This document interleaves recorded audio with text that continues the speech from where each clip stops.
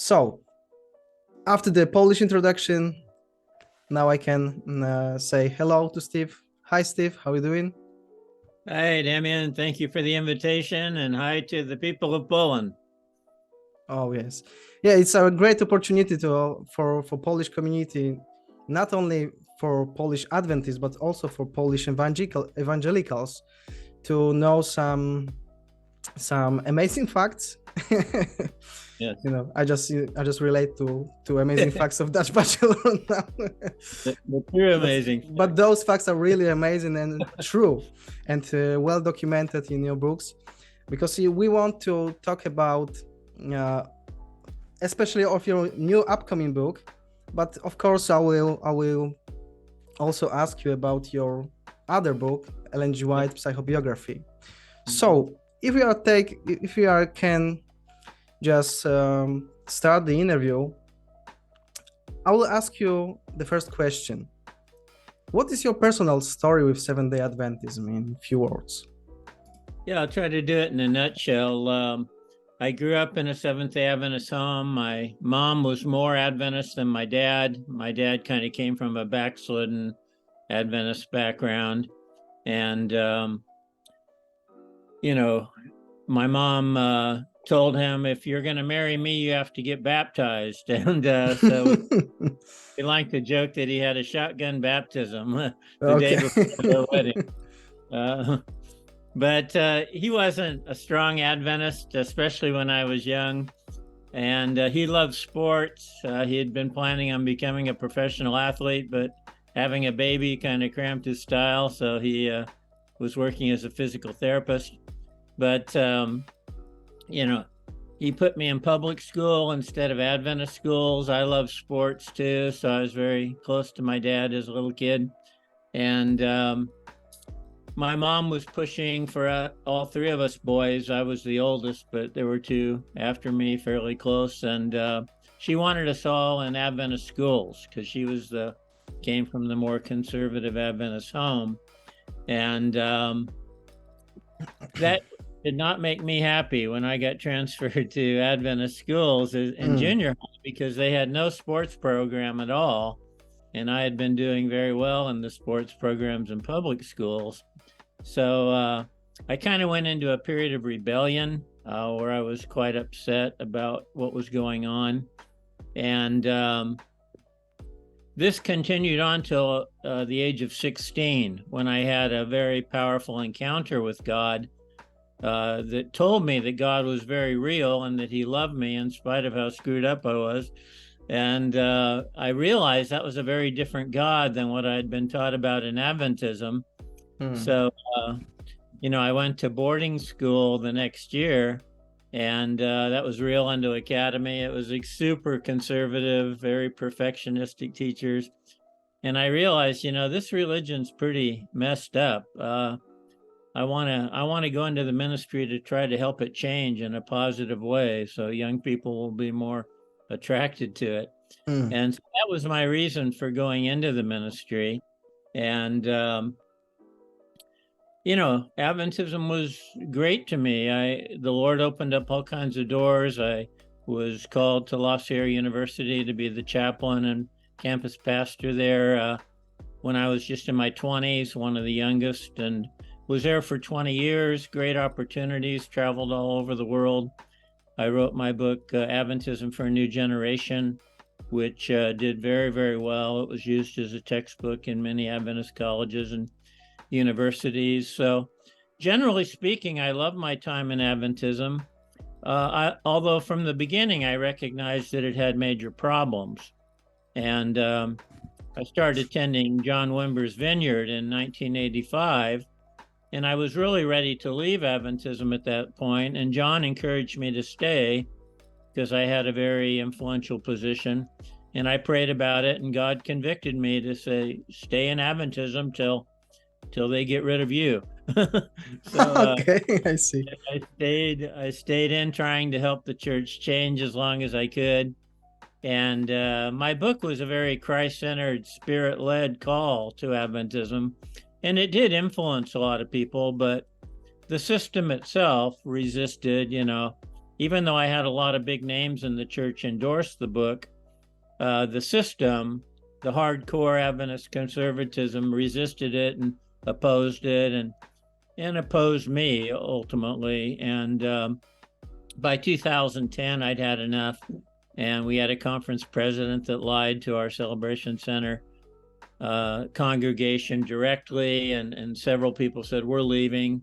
Would you come with us and be our pastor?" And I said, "Yes, I will." So in 2010, I started the Graceway Community Church, and we've been going ever since. Just a small church, but very close. The people really love each other, very loving church to new people who come in. And I was really putting Adventism away at that point.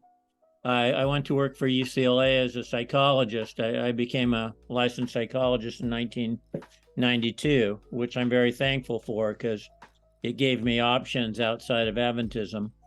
And I went to work for UCLA. I loved working with them and for them. And I had put Adventism in the rearview mirror until 2014. And that's when I found out about the hacking of the White Estate, which actually occurred in 2012. But initially, they tried to blackmail the church.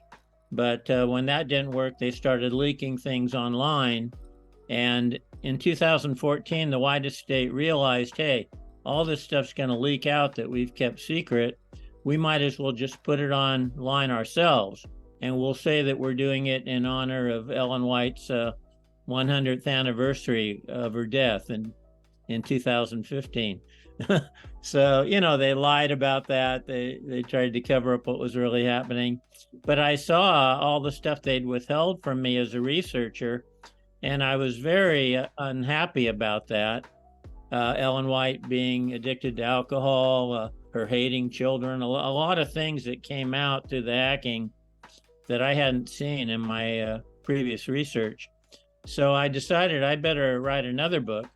And, as a historian and a psychologist and pastor, I was qualified to write a psychobiography of Ellen White. And so I did that. And, things have been pretty hot and heavy since I wrote that book. But I love my time in Adventism. I don't have any hatred for the church or that kind of thing like people accuse me of. I just want to see it change in a positive way, and I want to try to reach out to people who've been hurt by Adventism and those who are still in Adventism who don't know what's going on. Okay, great. I don't know if you noticed that, but I have an excellent T-shirt with baked bacon eggs. Bacon. It is excellent. Yeah. I like turkey bacon. Yeah. So I break the rules, which Ellen strongly, promote in her books, but she also broke those rules. So absolutely, yes, so I'm justified. And James had a big porker they downed right after. Yes, I know. Okay, so if we are talking about your psychobiography, so how is your life going as a scholar and as an author after this book? Yeah, it certainly, I'd pretty much faded out of the scene of Adventism, and it put me back into that scene again in a way that seemed to be quite threatening to the church. They have tried to fight and resist, and mainly tried to suppress the book. I've been on a whole bunch of programs, TV, radio, web programs, all over. And some of those have specifically challenged any Adventist scholar to come on and try to defend the church about what is documented in my psychobiography. Not a single scholar has been willing to come forward. They know that my stuff is accurate. They know that they can't deny the documentation in the psychobiography. So their strategy is to try to suppress it and or lie about it or lie about me. And so that's what they've done.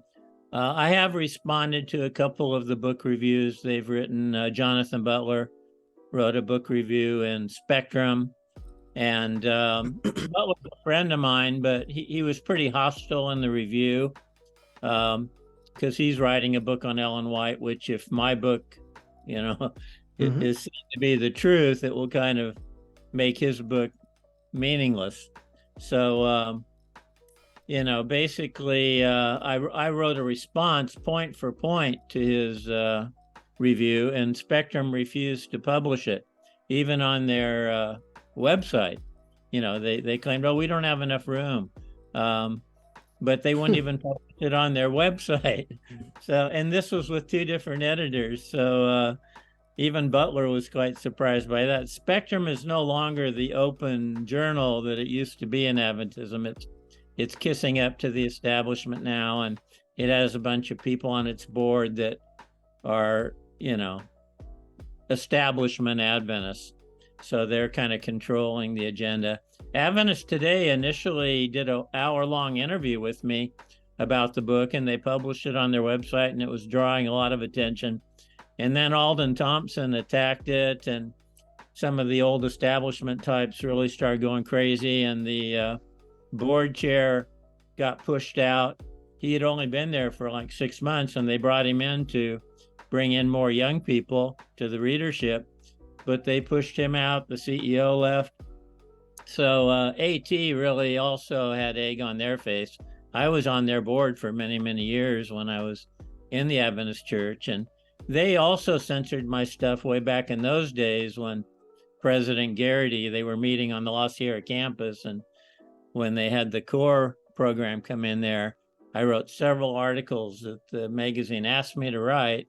They were totally documented, and right before they went to publication, Garrity told them, don't publish this, and it's like, well, we're on your campus, so we have to do what you say. But AT really compromised themselves badly too. I'm really disappointed in both AT and Spectrum, because there's no longer an honest Adventist publication out there. There used to be Adventist Currents, and there were several different options, Evangelica. There were a lot of different competing groups that were speaking the truth, but now it came down to AT and Spectrum, and now neither one of them are really willing to speak the truth.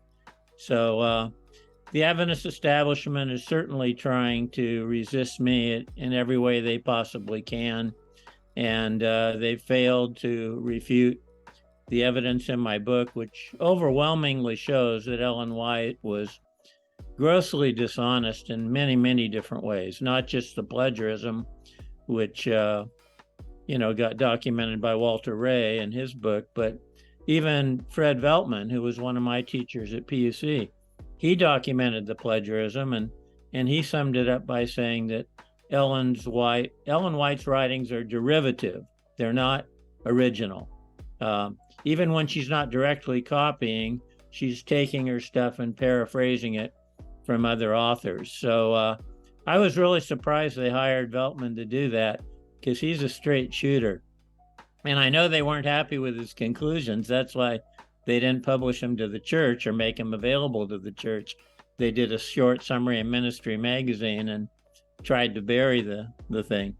But the Adventist Church, they've just been dishonest from the get-go, and both during and after Ellen White's life, they've had to cover up for her. And it's quite tragic. The 1919 Bible Conference was really the crucial attempt to come clean and address the dishonesty, and that got wiped out. The leaders all got put out of the church who led out in that conference, and from that point on, those were the dark ages of Adventism, from 1920 to 1950. It was just absolute domination of apologists, Ellen White's God, perfectionism. It was just as bad as it gets in Adventism for that 30-year period. F.D. Nickel was the big hero, the super apologist. But I really encourage people to read the Psychobiography first, before they read The White Estate Fraud, because The White Estate Fraud makes so much more sense. And I do summarize a lot of things from the psychobiography in The White Estate Fraud. But if they read the psychobiography first, they will really have a great background for understanding why Arthur White did what he did. Okay, so what is your new book about and how it is related to psychobiography? Yeah, the psychobiography, of course, documents Ellen's dishonesty from the get-go, that even early on she was plagiarizing. Even early on in her life, she was being grossly dishonest. Before she ever even came into the Adventist movement. And she was also off into this crazy charismatic stuff that was extreme. You know, we're talking extreme. And then, of course, she later denied that, even though it's fully documented. So if you study and trace Ellen White's life, it's whole lifetime patterns of dishonesty that benefited her at every stage. And that continued right on when she was 17 years old and had her first vision that she really borrowed or plagiarized from Joseph Turner, which is the first vision recorded in the Adventist movement from her. And that, you know, was a stupid vision. She was just taking what Joseph Turner was saying about the shut door, that only their tiny little group was the only one that could be saved. The whole rest of the world was lost. That God showed her the specific day and hour of his coming. I mean, how stupid was that? She said a lot of things in that vision that were ridiculous, but she was just taking what Joseph Turner had written. And, you know, then when it all proved to be false, then she came up with a bunch of more visions where she did specific date setting in 1845. And her whole pattern through her life was one of dishonesty, plagiarism, manipulating people, exploiting people, telling people to sell their homes and their property and give all the money to her and James because they were controlling the money of the church. They got much more wealthier. They started out in extreme poverty, but they became wealthy very rapidly as they were taking these monies and using them to buy homes for themselves while they're telling others through vision to sell their homes and give them the money. It's just a really tragic thing that when you study decade by decade, you know, you have to just shake your head and say, you know, this woman is the most successful plagiarist in history. There's never been any other plagiarist who comes close to being as successful in his or her dishonesty is what Ellen White was. And then she builds this whole mythological thing about how she gets these incredible downloads from God that are detailed in every way, more than 2,000 detailed visions.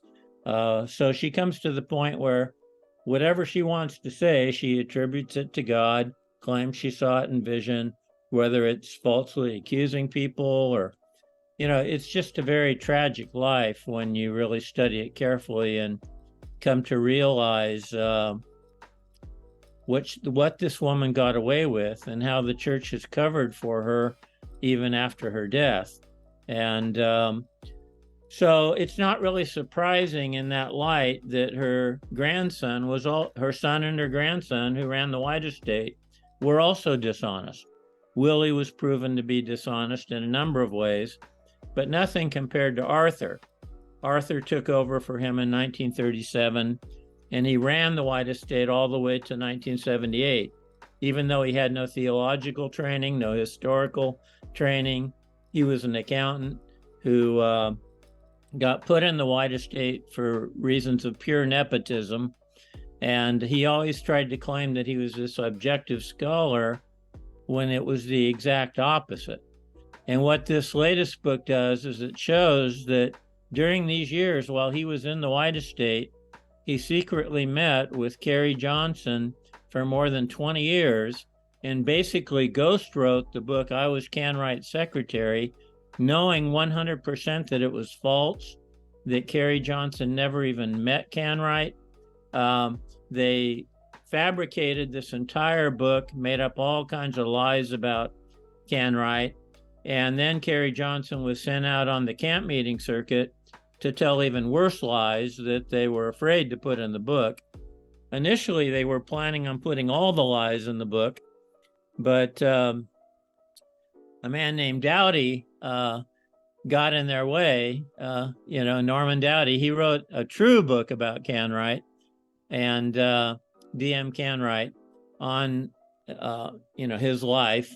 And basically, the case of DM Canright scared Arthur White that if they put all the lies in that they were going to claim were based on Canright's diary, they would be in big trouble, because Dowdy actually went to the White estate and insisted on being able to read the diary that they stole from Canright's family. That's another story. Arthur White encouraged Carrie Johnson to befriend the Canright family members. He knew there was a diary there. Tell them you loved Canright and you want to do sympathetic, positive research about him. So she conned the family into letting her borrow the diary. She immediately stole it, took it to Arthur White. He put it in the White estate and would not allow anyone else to have access to it. And Dowdy wasn't even allowed to take notes or make any copies of anything when he read it. But that really kept, Dowdy made it clear that there was nothing in that diary that was detrimental or negative about Canright. So the lies that they told about Canright, Carrie Johnson claimed that when she was working for him, he was completely demon possessed and he would speak with demonic voices as he was dictating to her. All this stuff that was just 100% ridiculous lies, because Canright was a dedicated Christian man, and yet Adventists have villainized him to be this pathetic, evil figure.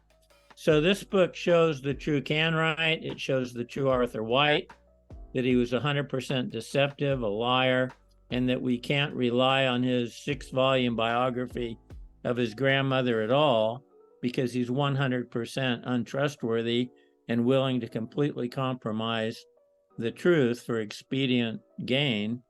And Carrie Johnson was also a proven liar. She was a thief. She was disfellowshipped from the Adventist Church for stealing money as a treasure. There's a lot of really interesting stuff in this White estate fraud that no Adventist has ever known before. And I never could have written the book without the help of Nancy Page and her brother Ted, because they were the only eyewitnesses to Arthur White coming and meeting in their home with their grandmother week after week after week for 20 years. And he kept this secret. He denied it when he was asked about if he knew her, if he was meeting with her. He completely denied it. So he just outright lied about this secret relationship that he had with Carrie Johnson, and that he was basically the one ghostwriting that book behind the scenes and telling her what to say.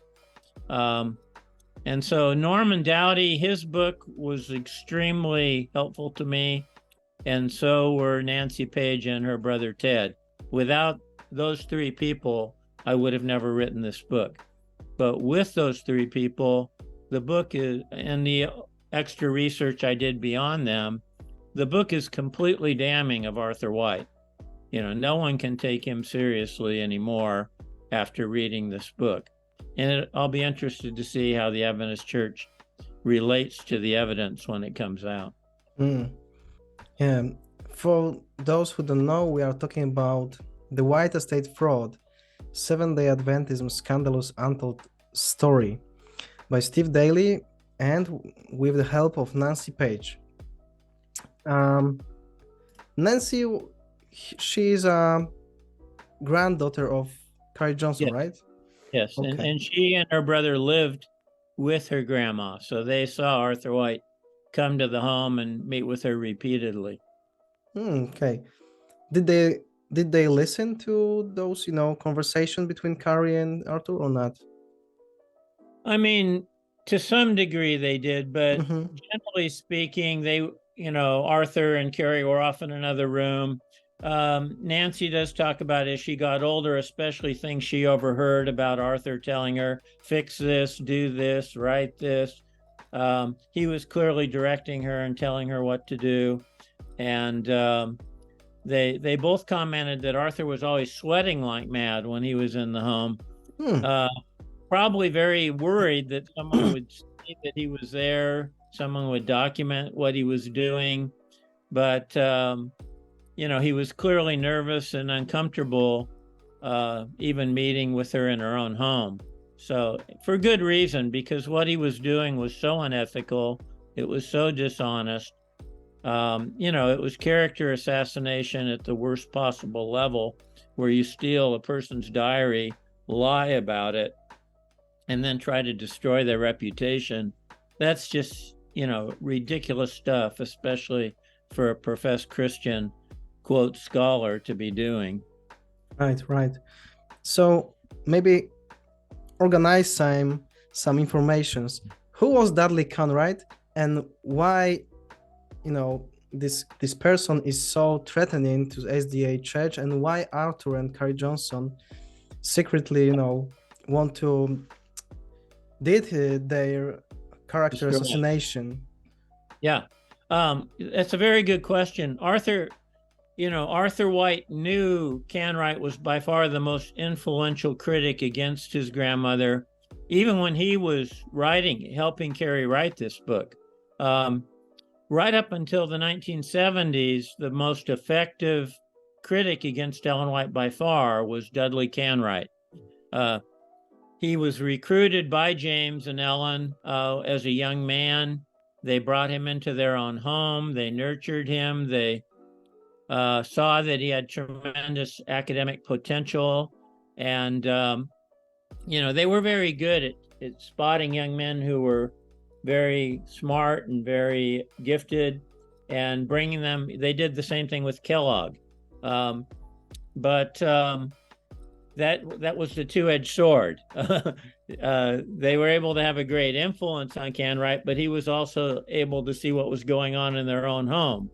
And he saw firsthand a lot of things that other people didn't see because he lived with them. And so he knew all about their marriage. He knew all about their dishonesty. He knew all about how they took old books that had been discarded, that they owned personally, that were just sitting to throw in the trash. And they came up with a plan to, hey, let's send these books out to the mission field and have all the church members pay for that. And we'll get the money personally because we own them. So they made a ton of money off this plan. And then Ellen White's having all these visions say, oh, you have to buy these books. God's showing you have to buy these books because the mission field needs these books so much. And Canright saw this whole thing, how they were swindling church members. And, there's just a whole bunch of this kind of stuff that he knew. So Canright was really very conflicted.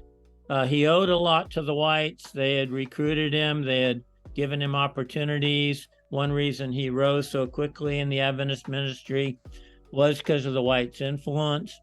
So on the one hand, he really loved the Whites and felt indebted to them. On the other hand, he had inside information about how dishonest they were, how evil they were, how much they couldn't even get along with each other, how absolutely mean and cruel they were to other workers. He documented all this stuff. Plus, Canright was considered the best debater in the entire Seventh-day Adventist Church. Whenever Miles Grant was this big critic of the church before Canright, and they would have Canright debate Miles Grant because Canright was considered the best minister, debater, scholar in the Adventist Church. So Canright, when he wrote his two books, Seventh-day Adventism Renounced and The Life of Ellen G. White, those two books became by far the most powerful books critiquing Ellen White and the Seventh-day Adventist Church. And the last one on Ellen White was written in 1919, 4 years after Ellen's death, and the same year that Canright passed away himself. But those two books were being used by evangelical churches all over the world to denounce Seventh-day Adventism as a cult right up until the 1970s when Carrie Johnson's book came out. And then that kind of discredited Canright, and he no longer seemed to have much influence because of the lies that Adventists published about him. But what I'm doing is resurrecting Canright's reputation, showing he was true and honest. He was a very God-loving man, a humble man, nothing like what the Adventist Church misrepresented him to be. That Carrie Johnson was even worse than anyone ever thought, that Arthur White was way worse than anyone ever thought, that the White estate engaged in this terrible dishonesty all these years, and they've been dishonest in other ways, just like the hacking showed. But the Adventist Church itself promoted this book, and Adventist members gobbled it up. They were just so glad to hear the terrible, malicious things that were being said in the camp meetings by Carrie Johnson, and Arthur White traveled with her sometimes, and the two of them, would just trash Canright in every way they possibly could, because they could get away with a lot more speaking in public than they could putting something in print. So they didn't put the stuff about how Canright was demon possessed and all this stuff in the book, but they did talk about it when they were out in the camp meeting circuit. So, people were just gobbling this stuff up. Oh, how can anyone take Canright seriously? He was worshiping the devil, and the devil was speaking through him, and all this kind of stuff. So really very tragic when you think about it. Okay, so there is some kind of asymmetry between the book and those camp meetings, right? When Carrie Johnson Absolutely spoke about... In fact, that's still on the internet. If you look up Carrie Johnson speaking in camp meetings, they are still promoting this, and you hear her making these accusations about Canright being demon possessed right up to this day. After my book comes out, they'll probably be smart enough to take those interviews down, because it shows them to be the absolute frauds that they are. Okay, so Carrie Johnson just started to reveal her story with Canright. I think that Arthur White just saw that it is a great opportunity to bury the Canright, right? His Absolutely. reputation, and just use her in order to write the book. Carrie Johnson was just a pawn, and she wasn't a very smart pawn either. She wasn't educated. She lied about everything in her life, her education, etc.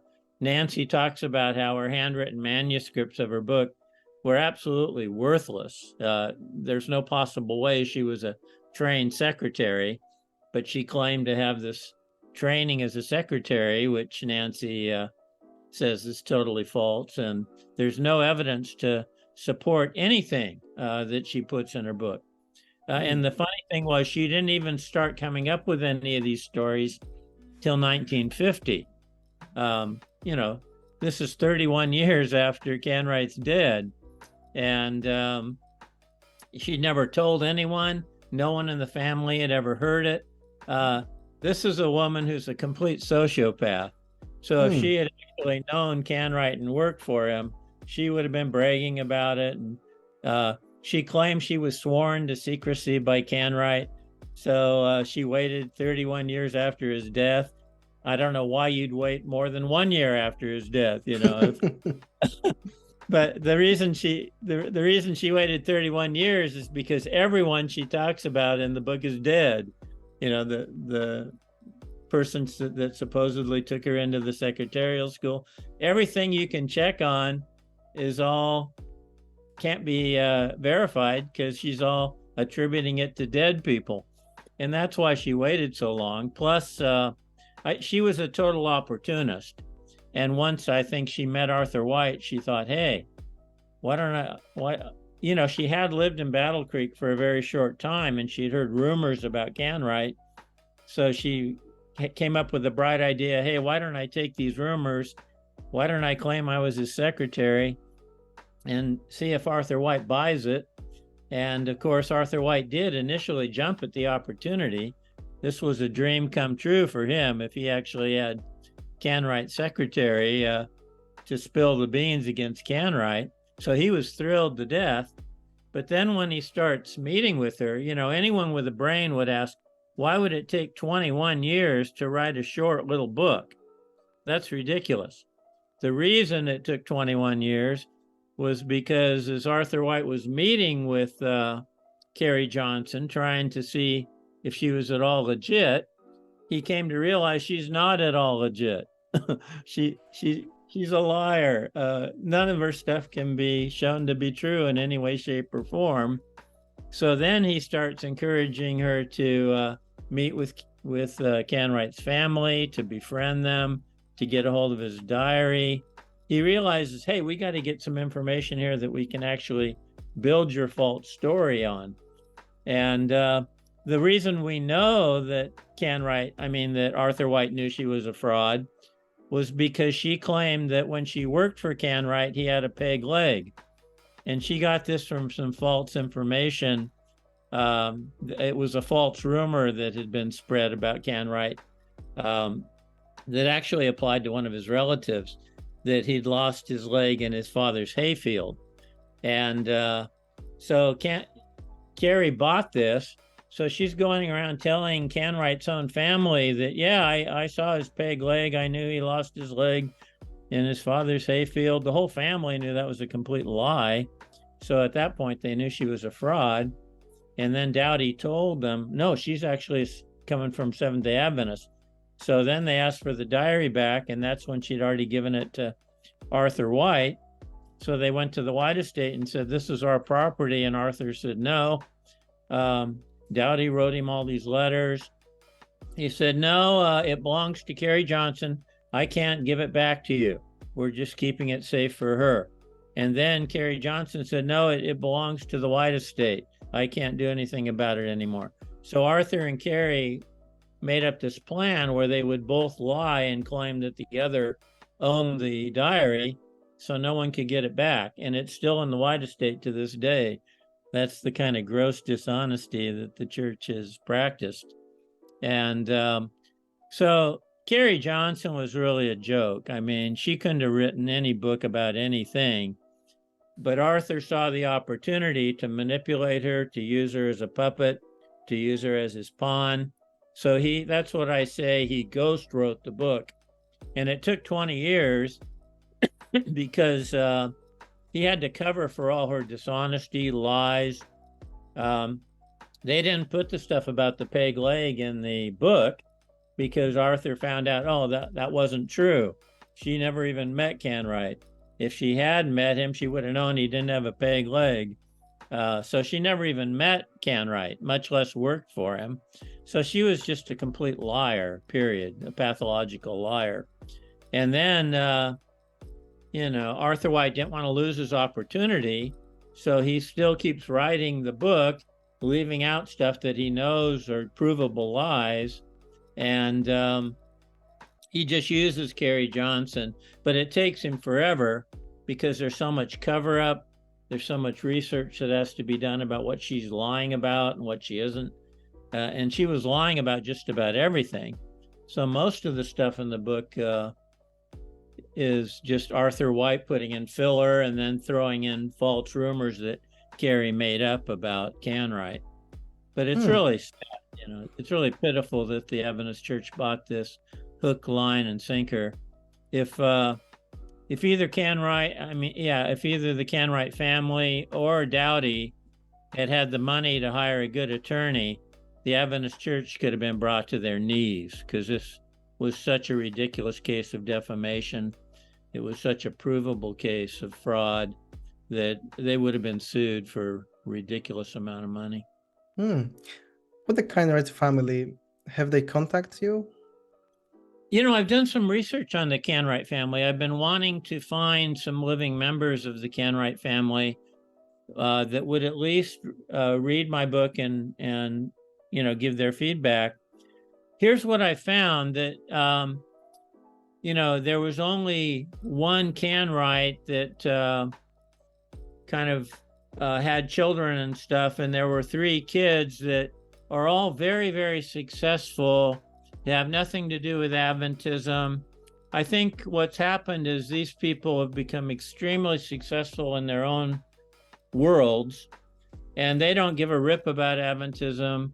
They don't want to hear anything about Adventism. It's hard to even contact them because they're very, very successful people.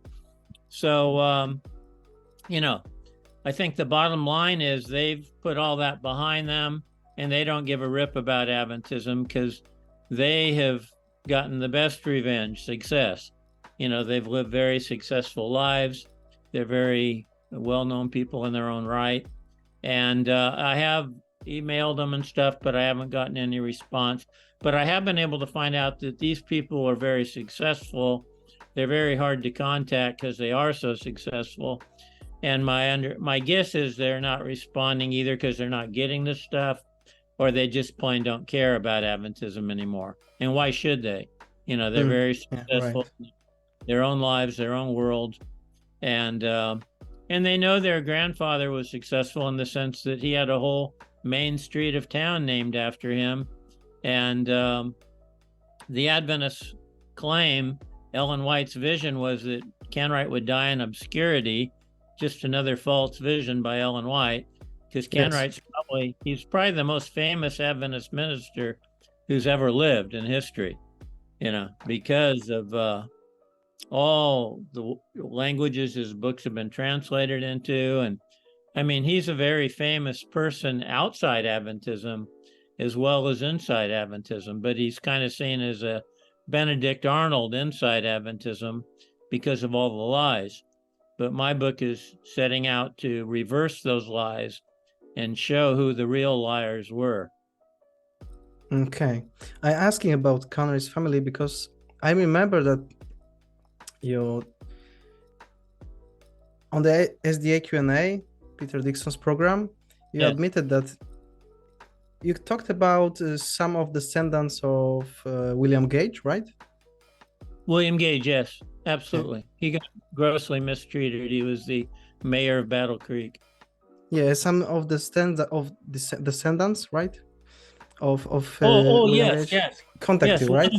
One of William Gage's descendants wrote on a thread, came onto our thread when we were talking about William Gage, and talked about how the entire family had been really badly hurt, and they had never been the same after the way Ellen White destroyed William Gage, and that this had affected all the generations since him, and it had been just a terrible, tragic thing for the whole family. Mm-hmm. And I was wondering if that had been the case with Canright too. That's why I researched it, but I found that that wasn't the case with Canright family.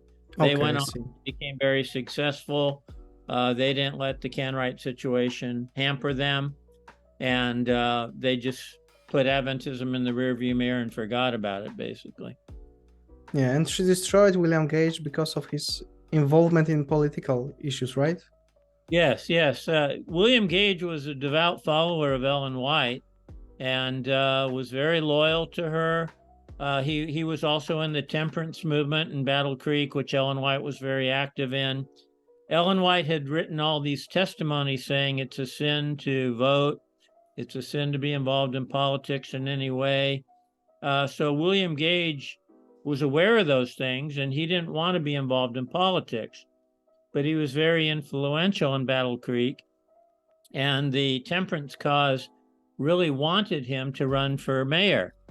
And he said, no, Ellen White says, but then people came to him and said, hey, but she's changed her mind. She's changed her tune. Now she says, you can not only vote, but vote even on the Sabbath day if you're voting for temperance. So, she changes 180 degrees. So they're trying to talk William Gage into running, and he finally concedes, and he wins by a landslide, and he's considered a great mayor. Ellen White becomes very jealous of him, just like with Kellogg. She couldn't stand any Adventist being better known or more prominent than her. So she just unfairly attacks Gage at all kinds of levels that I document in the Psychobiography. and she was completely unfair to him. She completely made up lies, attributing them to God about Gage. She basically just destroyed Gage. And he was so devastated because he'd been a follower of hers that he didn't even try to fight back. He quit politics, he quit the ministry. He just basically got depressed, and the whole family suffered as a result, and the generations that followed him suffered as a result, which is quite interesting to hear from one of his descendants. Okay, I see. So I think that your new upcoming book will be more harmful for SDA Church because you have the eyewitnesses of some facts. So my question is, what kind of reaction do you expect from Ellen White Estate and SDA Church in general after the release of your new book? Yeah, I mean, I would say that, first of all, I'm kind of public enemy number one for them right now. It's really interesting how things work in Adventism. When Ron Numbers wrote his book, Prophetess of Health, the Adventist Church just totally attacked him. The scholars totally attacked him. They had a big issue of Spectrum that totally attacked him. Ron Grable from the White Estate went around saying he was the most irresponsible historian to ever write. And, they were just terrible what they did to Numbers. And then over the years, as Numbers left the Adventism completely and became a famous historian in his own right, and they saw that he wasn't going to attack the Adventist Church anymore, scholars kind of befriended him again. And when he died recently, they honored him. Butler got up and talked about how, even though he'd been part of putting Numbers off from the Adventist Heritage magazine, which he created himself, and Numbers held that against him for quite a while, that eventually Numbers and Butler became friends, and Butler spoke at his memorial service and said his book, Prophetess of Health, was the greatest historical book ever written in Adventism. And so you get all these accolades and people giving Numbers all this praise now that he's dead. I don't know if they'll ever do that to me or not, but for right now, I'm a present threat to them. And I'm a psychologist, I'm a historian, and I've been in the Adventist ministry for 35 years. So, I've written 28 books. So these people do not like me. And these last two books I've written are extremely threatening to the church. And the difference is that if you take down Ellen White, that takes down the very core of what Adventism is. So, their strategy with my psychobiography, oh, he's just echoing Canright. We've already discredited Canright. That's kind of where they come from. But now they're not going to be able to say we've discredited Canright, because I've shown that they didn't discredit Canright, but they discredited themselves. And that, Arthur White, the whole 6-volume biography he wrote is nonsense. It's a pure lie, because he proved himself to be a total liar, colluding with Carrie Johnson for 20 years to desecrate the memory of Canright. And there's a lot of people in Adventism that don't really like Arthur White. A lot of people knew he was kind of a jerk, snotty, thought he was cool, arrogant, sanctimonious. He was a liar. He was shown to be a liar in a lot of little things, even before I wrote this White Estate Fraud. But the White Estate Fraud just buries him. You can't come up from what the White Estate Fraud shows about him. He is just an absolute evil liar who's into character assassination of an innocent, godly man. I mean, you can't get much worse than what he did when he claims to be this objective scholar, and he wasn't even a scholar. But it'll be interesting to me. I think on the one hand, Adventists have already tried to suppress me and keep me out of the public eye as much as they possibly can. So they're going to continue that strategy to some extent. But then there's going to be other Adventists who say, hey, this is so damning for Arthur White. we have to admit it.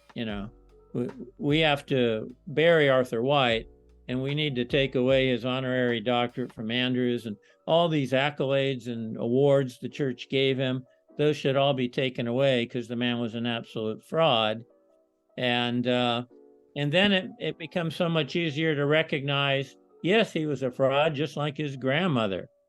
His grandmother was a fraud, and he was a fraud, and they're very much alike. They're both very sophisticated sociopaths, and so I don't know for sure what will happen. If Spectrum and AT had any decency at all, they would at least interview me about this book about Arthur White, because the evidence is indisputable. You can't read that book and say, oh no, that isn't true about Arthur White. No, it's impossible to defend Arthur White given the evidence in this book. So, the church can keep on being an ostrich and just keep its head in the sand and just keep denying and continue its deceptions. But there are people in Adventism that are really getting sick of the lies about Ellen White. And now that when they see all this stuff come out about the White estate, which isn't particularly loved, and Arthur White, who wasn't particularly loved, it'll be quite interesting to see if there are Adventists who are willing to throw Arthur under the bus, because he deserves to be thrown under the bus. Okay. So, is it true that you're a hater of SDA Church who wants to make money for slandering this denomination? Yeah, that's funny. They the two big things that Adventists like to say about me are, oh, he's just bitter, he's resentful, he hates Adventism, he's just trying to lash out and get revenge on Adventism and all this kind of stuff, which is 100% lie. As I said, I love my years in Adventism. I love trying to serve the church. I love trying to help the church change. I had no bitterness at all towards Adventism when I left Adventism. I just had come to realize Ellen White was a false prophet. And, the church's doctrines are not based on the Bible. They're based on a false understanding of Ellen's visions. And so it wasn't bitterness at all that caused me to leave. I just recognized Adventists are full of it when they claim to be the remnant and Ellen White claims to be the spirit of prophecy. It's just all lies. And I want to go on and live a productive life without dealing with this stuff. But the other thing that I write my book to make money is particularly funny, because I've written 28 books and I haven't kept a penny from one of those books. Every single penny that's been made from any of those books has gone to a nonprofit. It's called Better Living Ministries. And that's used for outreach ministry. The money's been used to buy a church. Our Graceway Community Church meets in a building that Better Living Ministries paid for from royalties to my books. And I never took a personal penny of that money for myself. My wife and I have been blessed. We don't need that money. So we are very glad for that money to go to the gospel, to go to build the kingdom of God. And it's funny that people are so ridiculous to make that accusation without doing any research at all, because I've stated many times that I don't personally take money from my books. And yet people just ignore that. They lie. It's irresponsible is what it is. And it's really funny when you compare me to Ellen White, because she fought for the highest possible royalties she could get on every book. And she was just plain greedy about the royalties on her books. But people want to say I'm greedy, but not Ellen White. It's the opposite. She was the one who made more than $3 million in our money today off the royalties to her books. Personal money for her. I haven't made 1 cent off any personal royalties for me, and yet they want to make this false accusation against me. I should sue the people for slander who say that, because it's just gross slander when they write stuff like that. But I got better things to do. Okay, I see. I think that that question was important because I saw those, especially from our apologists. They Yes, always want to discredit your person. You are right. Right. not your arguments, That's but right. but your character and your motives and so on. So Absolutely. so we are clear on that. Okay, That's so all they have, you know. They have to make up lies because yeah. they can't refute the documentation. And even Butler and Tim, who wrote the reviews for Spectrum and the White Estate, never took on the major historical arguments in my book. And that's why I wrote my responses to both of them as appendixes in this coming book, The White Estate Fraud, because Spectrum and AT, they wouldn't publish those responses. So I'm putting them in print for good, since they wouldn't do it themselves. Okay. Maybe I will translate some of excerpts of your responses to Tim and Butler in Polish if you agree Sure. for that. Yeah. The whole book there are 4 appendixes. The first one is a long interview with Nancy Page that I quote from a lot in the book. The second one is a short appendix from her brother Ted that documents or, says the same thing that Nancy says, only in a shorter format. And then I have 2 fairly lengthy responses to Butler and to Tim. So those are the 4 appendixes in the book, and I think they're all very much worth reading. Okay. So the last question, Steve, is an open question. Do you believe that SDA Church is reformable? Do Adventists have a real chances for a change from cult to Christian denomination? Yeah, I mean, it's a good question. I'm a God-loving person, God-believing person. I believe the Word of God in a Christ-centered, Spirit-led way. And the Bible says, with God, all things are possible. So I'm not going to say it's impossible. With God, all things are possible. I'm not exactly sure the Adventist Church will ever allow themselves to be with God in this kind of a way. But the establishment has so much to lose if it were ever honest. And the Adventist Church is so pluralistic today, very different than when I was growing up. Adventism was kind of monolithic in those days. But now you've got people who don't believe Jesus is God. You don't believe God's a personal being.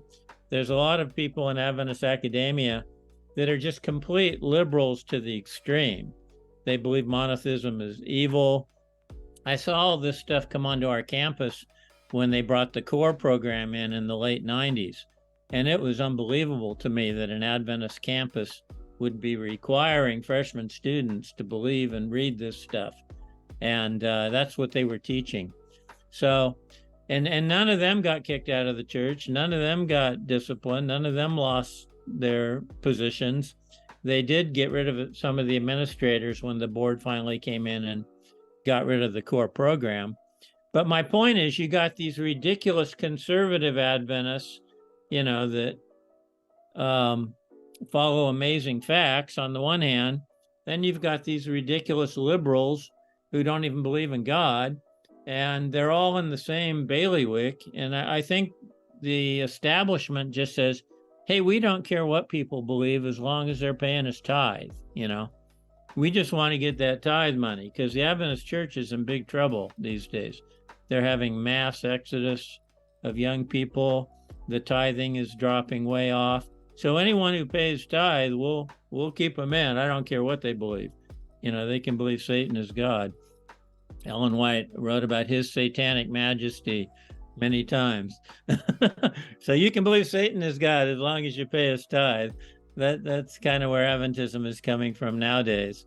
And so, the chance that they would ever be honest, I mean, what would happen? What would happen if Ted Wilson got up and said, we're denouncing Ellen White. We're moving forward without Ellen White. They would lose so much of the third world. They would lose so many conservative Adventists. And those are tithe-paying people. it would be absolutely devastating to the denomination. And so, you know, for all pragmatic, practical reasons, I can't ever see the Adventist Church trying to do what's right. They've always had a history of being expedient. I don't know if you're aware of their history in Nazi Germany, how they were the only church that Hitler never shut down. They compromised themselves to Hitler to the very end. He loved the Adventists because he was a vegetarian. He believed in the Adventist health message. He went to the Adventist hospital to be treated. So the Adventists were his favorite sons, as it were. And the Adventist Church never denounced him to the very end, even when he's committing mass genocide. And this has been true in Russia, South Africa, many places over the world where you've had a dictatorial, fascist type of government. Adventists have kissed up to the government rather than denouncing the government. The Adventist view seems to be, if you're not passing Sunday laws, we'll kiss up to you no matter what you say. And that's just ridiculous when you stop and think about it. They're going to support genocide as long as there's not a Sunday law.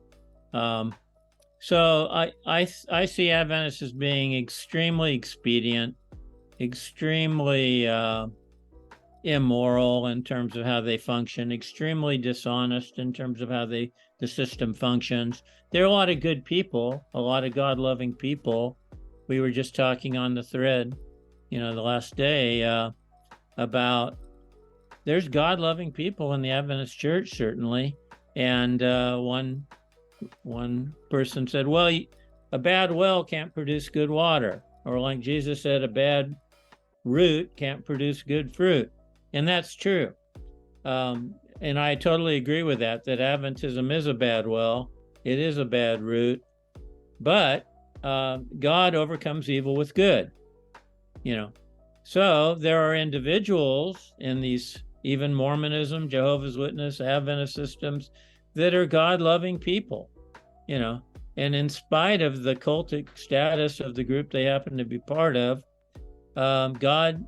they love God, and they can be used by God's Spirit, even in a cultic setting.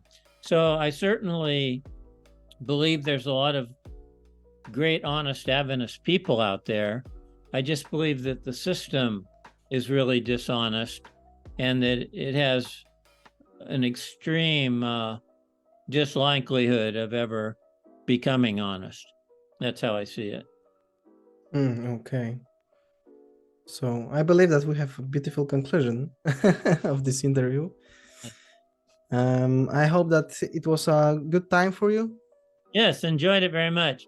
Thank you, Damian, for inviting me. I've enjoyed the time.